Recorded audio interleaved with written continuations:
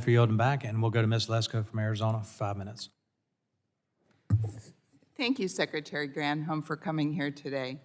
I've seen one analysis that shows that DOE will spend at least $150 billion over the next 5 years, maybe significantly more. In your budget request, you use the term equity 137 times. President Biden issued an executive order directing the federal government to spend money that is, quote, consistent with applicable law to allocate resources to address the historic failure to invest sufficiently, justly, and equally in underserved communities, unquote. You have been directed to spend $150 billion by Congress. Will you provide to this committee the specific applicable law passed by Congress that allows these dollars to be spent in a manner to address the historic failure to invest sufficiently, justly, and equally in underserved communities? One of the laws is through the Inflation Reduction Act. There is a low-income adder that allows for, it's an additional incentive, a 10% incentive for those who are building out solar, for example, facilities to locate in communities that have been disproportionately affected, perhaps by negatively by pollution, or have been a disadvantaged community economically. DOE's Justice 40 initiative requires 40% of spending to go towards disadvantaged communities. Can you provide me with a specific applicable law passed by Congress that allows such a massive quota system? It is a goal. It's Justice 40, that 40% should be directed to communities that have been left behind, that have not had the benefit of the investments that other communities have. So we are trying to achieve that goal, and part of that is through community benefit agreements associated with the grants that we are providing under the bipartisan infrastructure law. We want those who are investing to be able to consult with communities to make sure that there is a workforce strategy. So you say it's in the infrastructure law?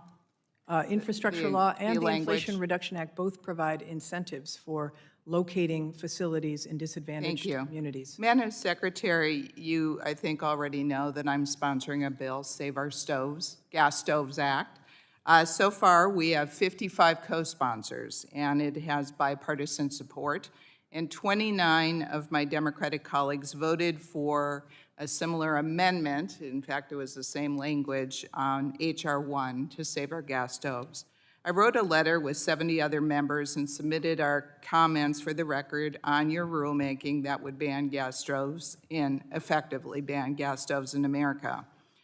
I think it's unfortunate that we have to introduce a bill to reverse an unnecessary anti-consumer choice rule by Department of Energy. On DOE's website, it states, it claims that the federal government is banning gas stoves are absurd. Yet, here are the facts that I know. DOE's first approach was to set a requirement of the proposed rule at max tech requirements, which DOE itself said would eliminate 96% of the products available today. Setting a max tech requirement has never been done before for household appliances. After pushback, it appears that DOE revised their information and subsequently determined half of the products would be eliminated from the market. It appears DOE pulled this number, quite frankly, out of thin air. I don't know where you got it from. They started counting products on a website that looked like products it tested. DOE, of course, has no actual basis for knowing if the products it found meet its proposed standard because it did not test them. To date, DOE provides no data or substantiation for how it determined the models on retailer websites would meet its proposed standards. This proposed rule puts at risk at least 1,000 manufacturing jobs in just one company in Arizona.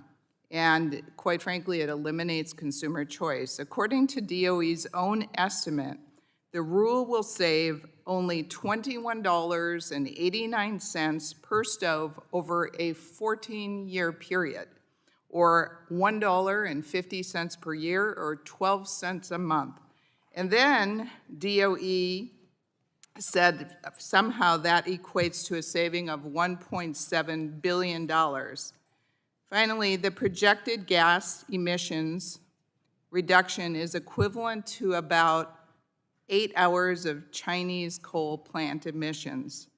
And so my statement is, why in the world would we want to increase funding for the Department of Energy when it appears that they're going after consumer choice and, quite frankly, Americans? Thank you, and I yield back.